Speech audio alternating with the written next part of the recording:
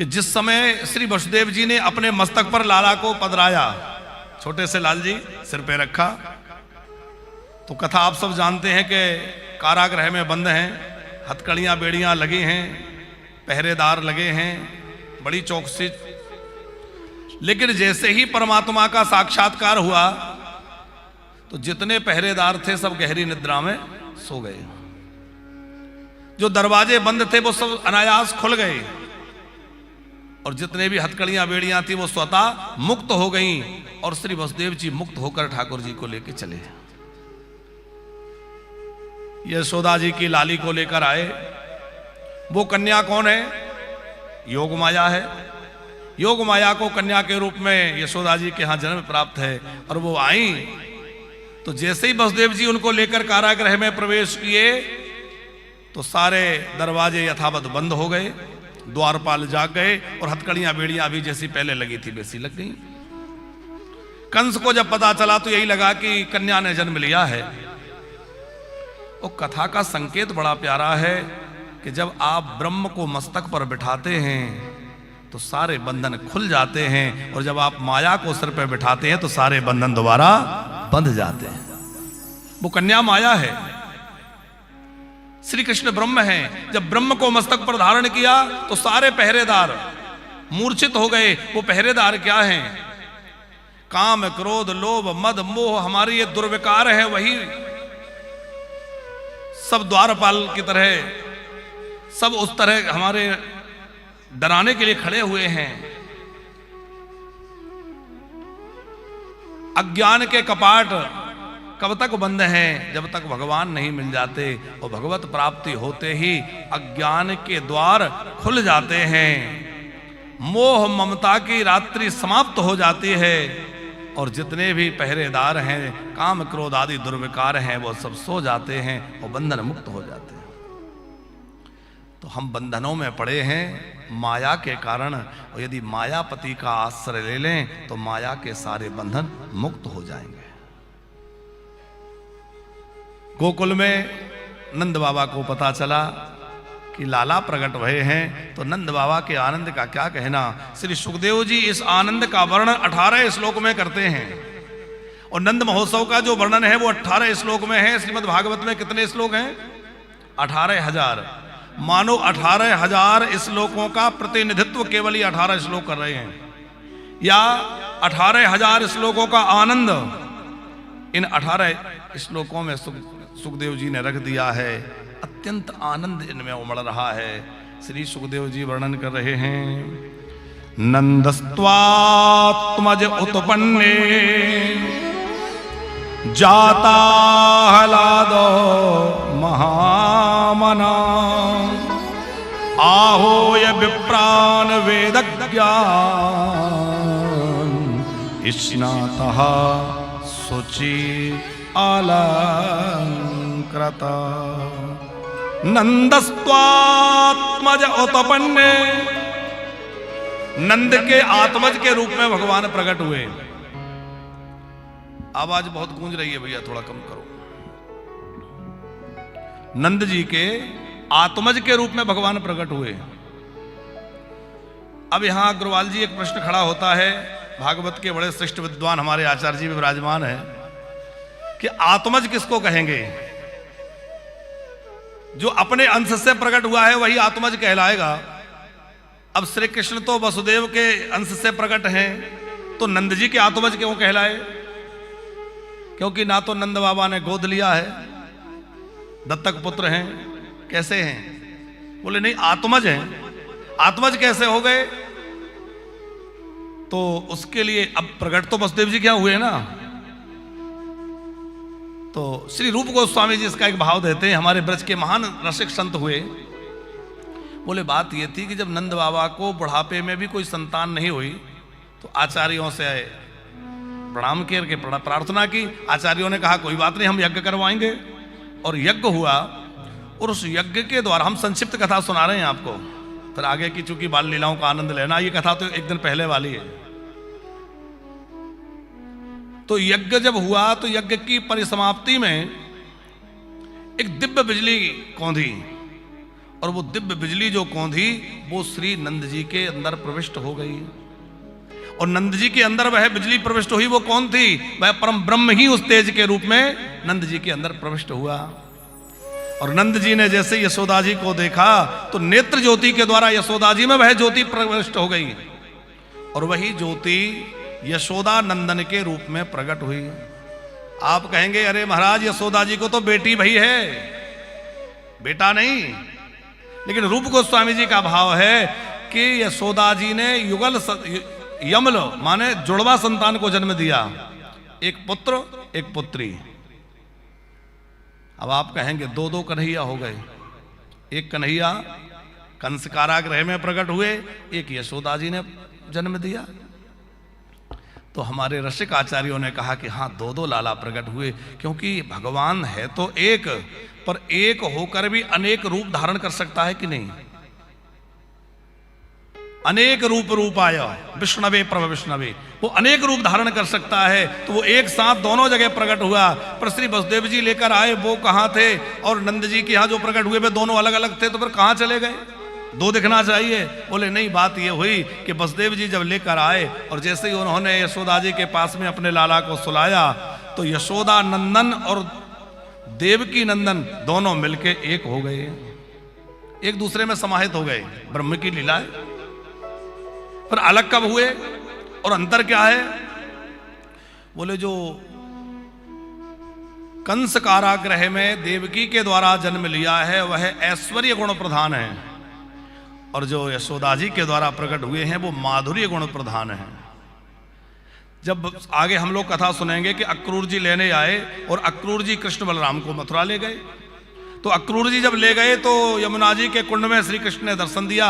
एक रूप में रथ में बैठे, एक रूप में यमुना जी कुंड में बैठे, तो वहां अलग हो गए। और जो वसुदेव जी के द्वारा लाए गए थे वो तो मथुरा चले गए अक्रूर जी के साथ बाद में, और जो देवकी के द्वारा जन्म लिया था वो तो चले गए। लेकिन यशोदा जी के द्वारा जिन्होंने जन्म लिया था वो वृंदावन में रह गए, और आज भी वो वृंदावन में ही विराजमान है। वो वृंदावन से कभी बाहर जाते ही नहीं है। तब तो उन्होंने गोपियों से कहा है वृंदावनम प्रत्यज्य पादमेकम न गच्छति, मैं वृंदावन को छोड़ के बाहर जाता ही नहीं हूं।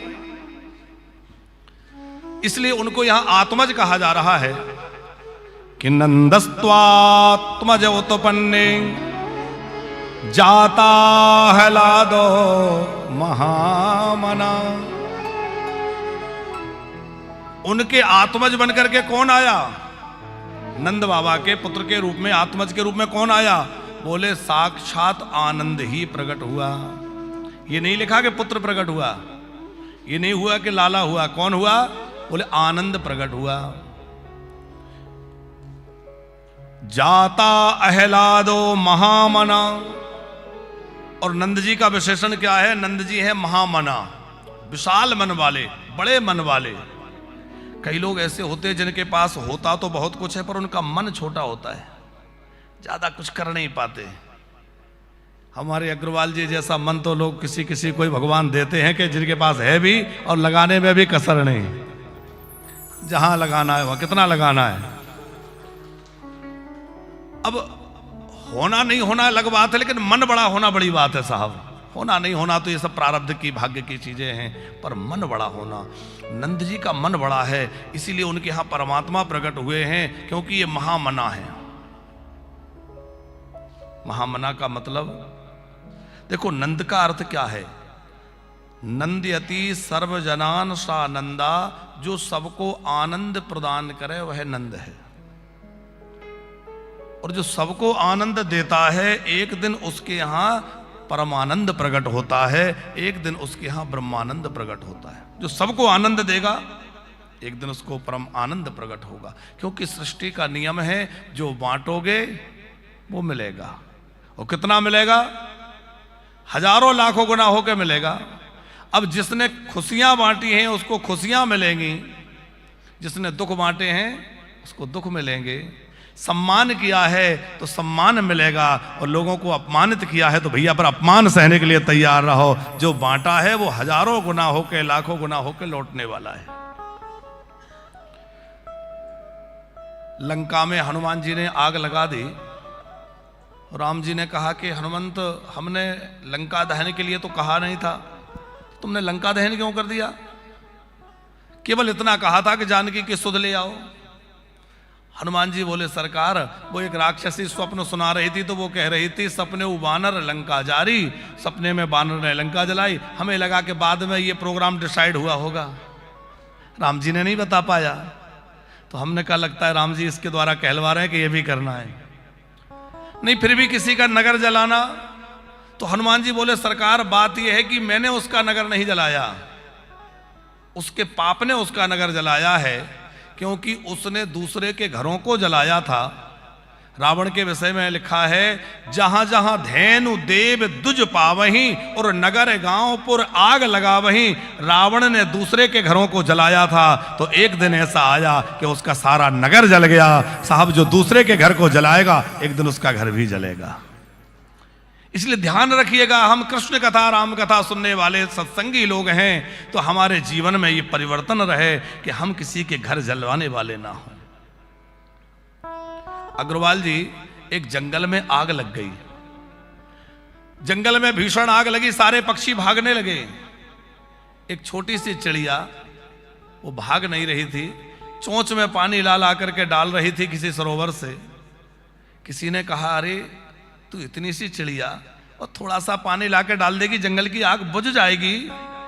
तो चिड़िया हंस के बोली कि मैं भी जानती हूं कि आग बुझने वाली नहीं है, लेकिन जिस दिन इतिहास लिखा जाएगा तो तुम्हारा नाम तमाशा देखने वालों में होगा और मेरा नाम आग बुझाने वालों में होगा कि मैं आग बुझा रही थी।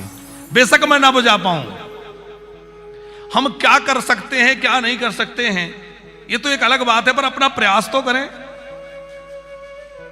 गोरक्षा की बात हम लोग कल कर रहे थे, हम चाह करके भी सारी गायों की संरक्षण कर लें ऐसा संभव नहीं है। हमारे अंदर क्या सामर्थ्य है कि हम सब गैयाओं को रक्षा कर लें।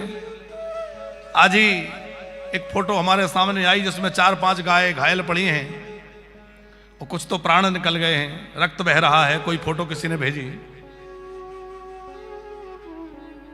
तो हम सारी दुर्घटनाएं रोक लें, सारी गायों को रक्षा कर लें, ये तो मुश्किल है, ये तो ठाकुर जी कर सकते हैं। लेकिन हम लोग तमाशागीर तो ना बने, कम से कम हमारा नाम भी आग बुझाने वालों में हो। भैया हमारा नाम भी उसमें, तो हमने भी कुछ तो योगदान दिया, कुछ तो हमने उसके लिए काम किया, जीवन में कुछ तो सहयोग किया। यशोदा का अर्थ क्या है? यशा ददाति इति यशोदा, जो दूसरे को यश प्रदान करती है वो यशोदा है। हम लोगों की स्थिति यह है कि काम कोई और करे, यश हम ले लेते हैं। एक शब्द है अग्रवाल जी, कार्यकर्ता। इसमें 2 शब्द हैं, कार्य और कर्ता। कई बार यह होता है कि कर्ता तो बहुत दिखते हैं पर कार्य कुछ नहीं दिखता। कर्ता बहुत दिख रहे हैं, कार्य कुछ नहीं दिख रहा कि हुआ क्या। और कभी कभी ऐसा भी देखा जाता है कि कर्ता नजर नहीं आ रहा लेकिन काम सब हो रहा है। कर्ता पीछे है पर काम सब व्यवस्थित हो रहा है, जैसे यहां हो रहा है। तो कर कौन रहा है वो नहीं दिख रहा पर कार्य हो रहा है। तो महत्वपूर्ण यह है कि काम होना चाहिए, पर कुछ लोगों का ध्येय होता है कि काम कोई भी करे, यश हमें मिल जाए। जो खुद यश लूटने में रहते हैं उनका यश नहीं बढ़ता, पर जो दूसरों को यश प्रदान कर देते हैं उसका यश भगवान अपने आप बढ़ा देते हैं। आप दूसरों को यश देंगे, आपका यश अपने आप बढ़ेगा। आप दूसरों को श्रेय देना शुरू तो करिए। सब आपने किया, सब आपके वजह से हुआ। और जो दूसरों को श्रेय देता है भगवान उसको परम श्रेय प्रदान कर देते हैं, परम यश। तो नंद बाबा को जब पता चला कि लाले का जन्म हुआ है तो नंद बाबा दौड़कर यमुना जी में गए और जाकर यमुना जी में गोता लगाया। सबसे पहले यमुना जी में जाके गोता लगाया। क्यों? बोले यानी यमुना जी की कृपा से मेरे घर में लाला हुआ है। ये नंद जी का उदार मन कि इनकी कृपा से लाला हुआ है। यमुना जी को वंदन किया, फिर आहूय विप्रान वेद ज्ञान, वेदज्ञ ब्राह्मणों को आमंत्रित किया। आप सबने आशीर्वाद दिया था, आज वो फलीभूत हो गया, मेरे घर में लाला का जन्म हो गया। वेदज्ञ ब्राह्मण स्वस्ति वाचन पाठ करते, शांति पाठ करते पधारे और विधिवत पहले पितरों का अर्चन हुआ। पितृदेवार्चनम तथा, पहले पितरों का पूजन हुआ और बाद में देवताओं का पूजन हुआ। इसका अर्थ यह है कि जब भी घर में कोई मांगलिक अवसर आए तो पहले देवताओं का पूजन नहीं होना है। किसका होना चाहिए? पहले पितरों का। ध्यान रखिएगा, हर कार्य में पितरों को स्मरण जरूर रखें, पितरों को भूलना नहीं है। आप बेटी का विवाह कर रहे हैं, बेटे का विवाह कर रहे हैं, नए घर का गृह प्रवेश कर रहे हैं, कोई भी मांगलिक कार्य हो रहा है, उन सभी कार्यों में अपने पितरों को कभी मत भूलिएगा, क्योंकि उनको भी तो प्रसन्नता होती है कि देखो हमारे वंश में ऐसा उत्सव हो रहा है। अब वो बड़े प्रसन्न होकर वहां से आए और आप उनको पूछे ना, तो निराश होंगे कि नहीं? इसलिए मांगलिक अवसर पर किए जाने वाले श्राद्ध का नाम है नांदी श्राद्ध, आनंद श्राद्ध, वृद्धि श्राद्ध, जो बढ़ाने वाला है। हर यज्ञ अनुष्ठान में, मांगलिक उत्सवों में पितरों के निमित्त नांदी श्राद्ध होना चाहिए। नंद बाबा ने पितरों का पूजन करवाया, देवताओं का पूजन करवाया, और देवता पूजन का बाद खूब मुक्त हस्त नंद बाबा दान करने लगे। क्या दान किया? सबसे ज्यादा गैया दान करी कि धेनु नाम्न्योते प्रादात विप्रेभ्या समलंकृते। गायों को सजा धजा करके उनके ऊपर बढ़िया रेशमी वस्त्र उड़ा दिया, उनके खुरों में चांदी, उनके सींगों में स्वर्ण मढ़ दिया, और गैयाओं को सजा धजा के दान कर रहे हैं नंद बाबा। खूब अन्न दान कर रहे हैं, वस्त्र दान कर रहे हैं, रत्नमणि आभूषण दान कर रहे हैं नंद बाबा। और जिनको मिल रहा है वो अपने पास रख नहीं रहे हैं, जिनने लिया है वो भी अपने पास नहीं रख रहे हैं। जैसे राम अवतार में सर्वसदान दीन सबका सर्वसदान दीन सबका, सर्वसदान दीन सबका, सर्वसदान दीन सबका, सर्वसदान दीन सबका, सर्वसदान दीन सबका, जो पावा खाना गीता हो, जो पावा राखा नहीं ता हो, सर्वसदान दीन सबका, सर्वसदान दीन सबका, सर्वसदान, सर्वसदान, सर्वसदान दीन सबका। नंद बाबा तो खूब लुटा रहे हैं, पर जिनको मिल रहा है वो संभाल नहीं रहे, वो भी लुटा दे रहे हैं। क्यों? जब बड़ी वस्तु मिल जाती है तो छोटे का महत्व अपने आप समाप्त हो जाता है। कोई बड़ी वस्तु मिल जाए तो छोटी का महत्व कहां रहेगा? जिनको कृष्ण रूपी धन मिल गया है, वह नीलमणि जिनको मिल गई है, उनके लिए जो है, पर सामान्य सोना चांदी की क्या कीमत रह गई? 84 कोस ब्रजमंडल से गोपी ग्वाल सज धज करके आए हैं, क्योंकि गोपियां बड़े लंबे समय से प्रतीक्षा कर रही थी, हमारे यहाँ मैया के यहाँ लाला होगा, लाली होगी तो हम उत्सव मनाएंगे। तो पूरा ब्रजमंडल कितने कोस में है? 84 कोस। 84 कोस ब्रजमंडल है, और समय मिले ना तो जीवन में कम से कम एक बार 84 कोस की परिक्रमा अवश्य करना।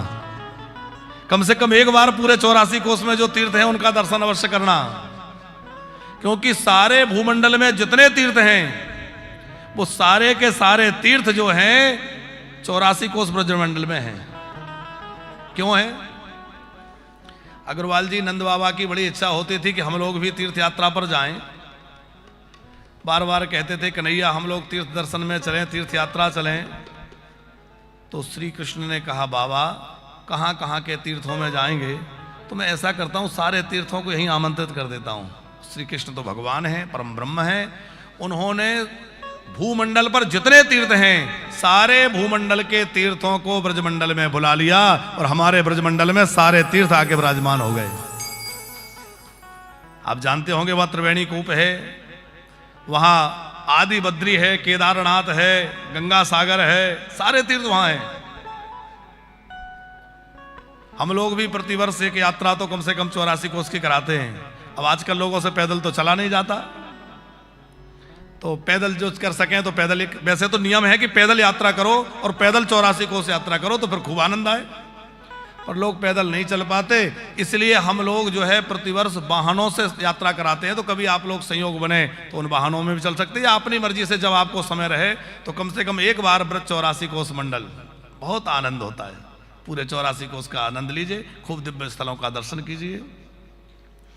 तो हम आपको कथा सुना रहे थे कि 84 कोस ब्रजमंडल से गोपियां ग्वाले सज धज करके अपनी गायों को, अपने बछड़ों को सजा धजा करके और लेकर के आए।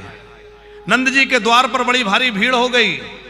देखते देखते गोपी, ग्वाल, गैया, बछड़ा सब, और जो ग्वाल आ रहे हैं ना वो खाली हाथ नहीं आ रहे हैं, कुछ ना कुछ उपहार। जो गोपियां आ रही हैं दूध दही माखन के मटके भर भर के लेके आ रहे हैं। सब ग्वाले दूध दही लेकर आ रहे हैं। बाबा ने पूछा भैया इतने दूध दही का क्या होगा? बोले आज का हमारा जो भी गोरस है वो सब लाला के लिए समर्पित है। बाबा बोले कि भैया अभी तो वो अपनी मैया का दूध पीना नहीं जानता, वो तुम मटके भर भर के दूध दही ला रहे हो, इतना खा लेगा? बोले कोई बात नहीं, नहीं खाएगा तो उसी के लिए समर्पित कर देंगे। और लाला पर बार कर सब ब्रजवासियों ने नंद जी के आंगन में ही वह दूध दही उड़ेल दिया।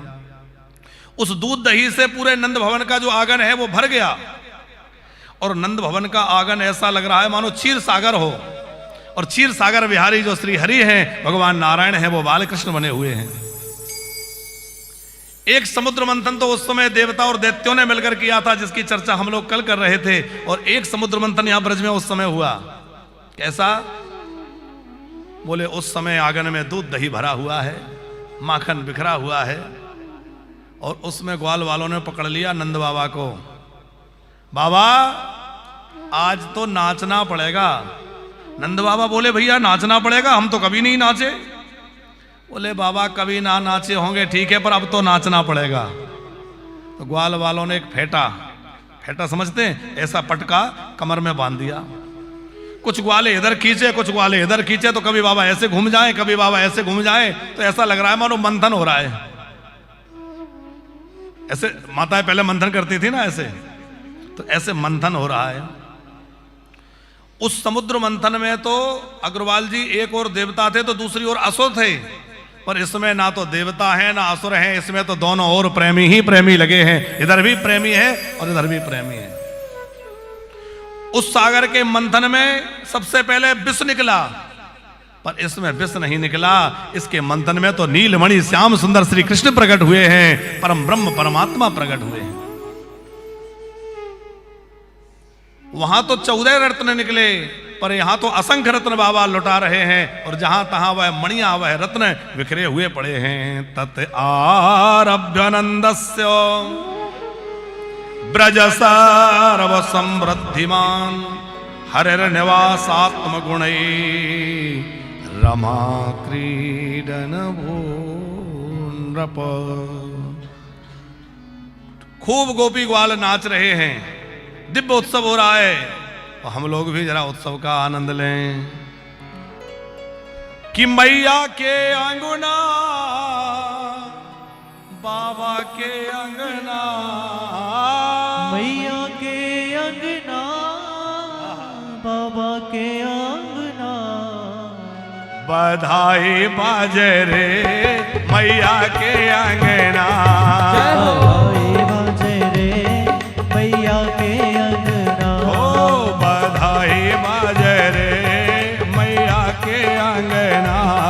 बधाई बाजे रे मैया के अंगना, ओ मैया के अंगना बाबा के अंगना, मैया के अंगना बाबा के अंगना, मैया के अंगना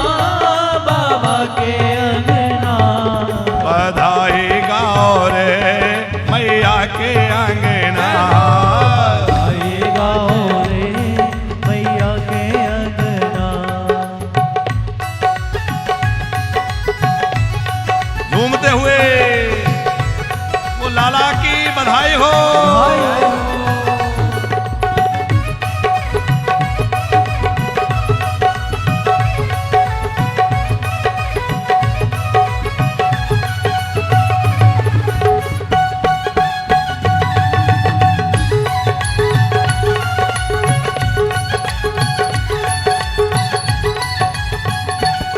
सब गोपी आए हैं, सब ग्वाले आए हैं, सब गोपी आए हैं, सब ग्वाले आए हैं, सब गोपी आए हैं, सब ग्वाले आए हैं, सब गोपी आए हैं, सब ग्वाले आए हैं।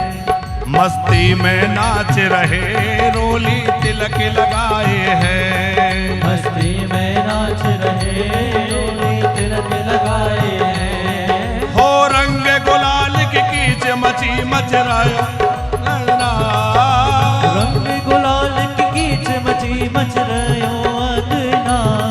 बधाई गाओ रे मैया के अंगना, बधाई गाओ रे मैया के अंगना।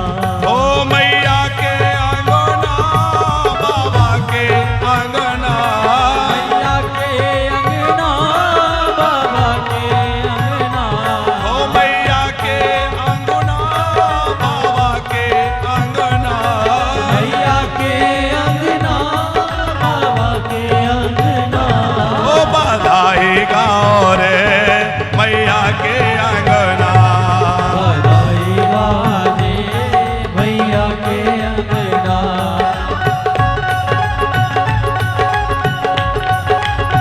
हरि बोल।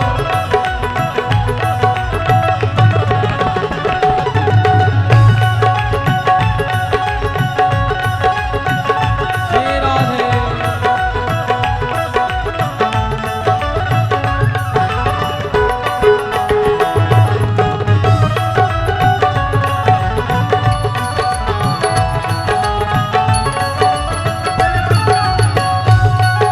बधाई हो।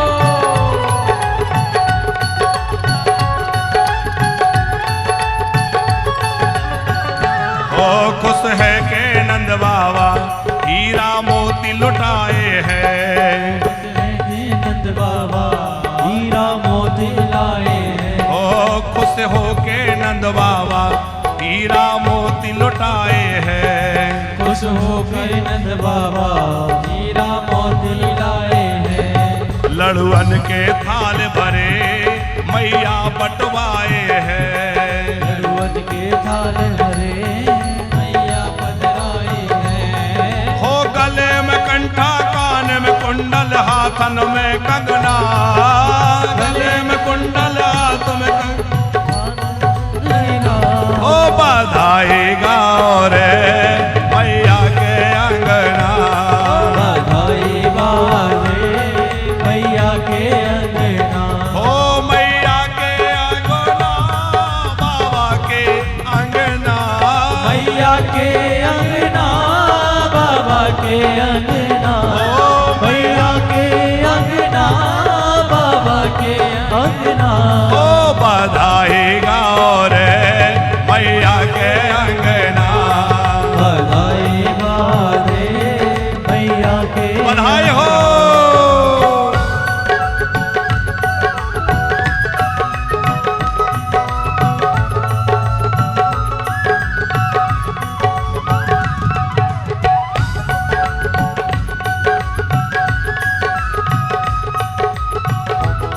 बोलो नंद के लाला की।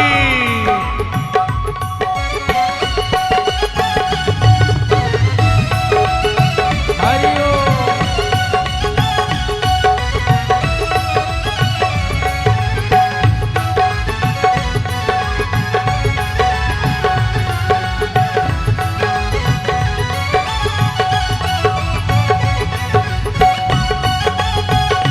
श्री बांके बिहारी लाल की जय हो।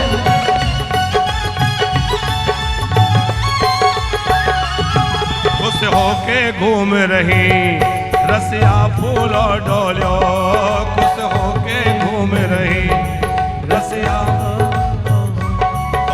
होके घूम रही रसिया फूलो डोलियो। खुश होके घूम रही रसिया फूलो डोलो। पर मारे पिचकारी मुख से कछु न बोलो है। आगे पिचकारी ओ हाथ पकड़ जग जा रे बोले है ओ ललना। हाथ पकड़ जग जा रे बोले आओ ओ ललना। बधाई गाओ रे मैया के अंगना।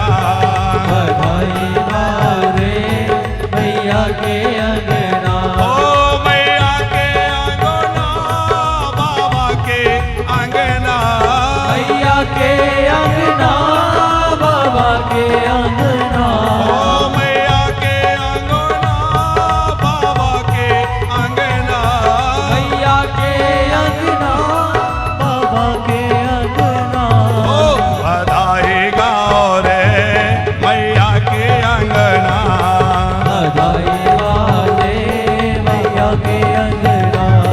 बधाई गाओ रे मैया के अंगना। बधाई वाले मैया के अंगना। हो नंद के आनंद भयो। जय कन्हैया लाल की। हो नंद के आनंद भयो। जय कन्हैया लाल की। अरे हाथी दीने घोड़ा दीने। और देनी पाल ओ की। हाथी दीने घोड़ा दीने। और देनी पाल की। हो नंद के आनंद भयो। जय कन्हैया लाल की। हो नंद के आनंद भयो। जय कन्हैया लाल की। नंद के आनंद भयो जय कन्हैया लाल की। नंद के आनंद भयो जय कन्हैया लाल की। नंद के आनंद भयो जय कन्हैया लाल की। हाथी दीनी घोड़ा दीनी और दीनी पाल की। बधाई हो बधाई हो बधाई हो बधाई हो बधाई हो बधाई हो बधाई हो बधाई हो बधाई हो बधाई हो बधाई हो बधाई हो बधाई हो बधाई हो बधाई हो। बधाई हो बधाई हो बधाई हो बधाई हो।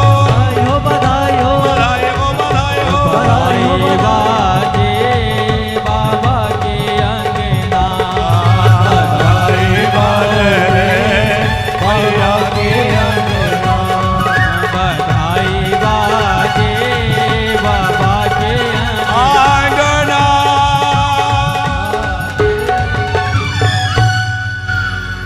मैया के अंगना बाबा के अंगना। मैया के अंगना बाबा के अंगना। हो बधाई गाओ रे हो मैया के अंगना। बोले नंद के लाला की जय। नंद भवन में बड़ा जोर का उत्सव चल रहा है। खूब आनंद हो रहा है और सब तो दर्शन करने आ रहे हैं। और हमारे भोले बाबा कैसे रह जावे। अच्छा, कृष्ण का जन्म कौन सी तिथि में हुआ है? सबको याद है? बैठ जाइए बैठ जाइए। लाला का जन्म हुआ है अष्टमी में। नंद महोत्सव कौन सी तिथि में मनाया गया? नौमी में। अष्टमी की रात में तो लाला प्रकट भये, तो नौमी के सवेरे उत्सव मनाया गया। और द्वादशी तिथि में हमारे भोले बाबा पधार गए। भोले बाबा ने भी सोचा कि मैं भी बालकृष्ण का दर्शन करूं, तो भगवान महादेव भी अपने रूप को छिपाते हुए योगी का भेष बना करके भगवान शंकर पधारे। अब कथा तो बड़ी प्यारी है, पर आगे के प्रसंग छूट जाएंगे, इसलिए संक्षिप्त सुना के आगे बढ़े। भोले बाबा द्वार पर आए।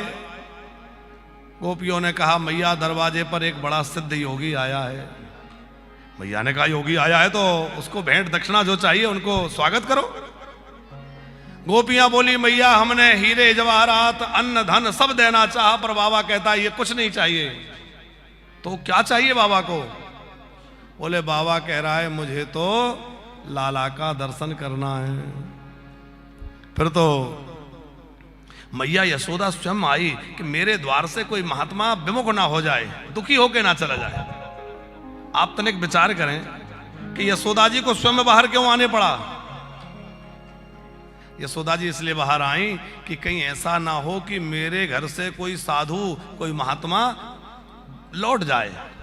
और ध्यान रखिएगा किसी भी गृहस्थ के घर से यदि कोई व्यक्ति, साधु, संत, याचक निराश होकर लौट जाता है तो वो केवल खाली हाथ नहीं जाता, उस गृह स्वामी के सारे पुण्यों को छीन करके ले जाता है।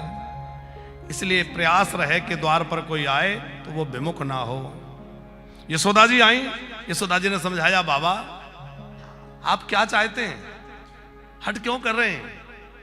बोले बाबा, बोले माता मुझे कुछ नहीं चाहिए, मुझे तो केवल और केवल तुम्हारे लाला का दर्शन चाहिए।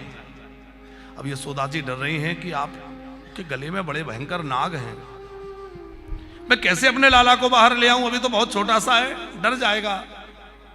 बोले बाबा, बोले मैया बड़े बड़े नागों का नाग नथैया होगा, वो डरने वाला नहीं, वो सबको डराने वाला है।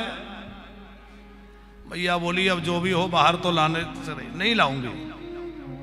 बोले बाबा, बोले बिना दर्शन के जाऊंगा भी नहीं। मैया बोली देखो मेरी ये हट है कि मैं दर्शन ना ही कराऊंगी।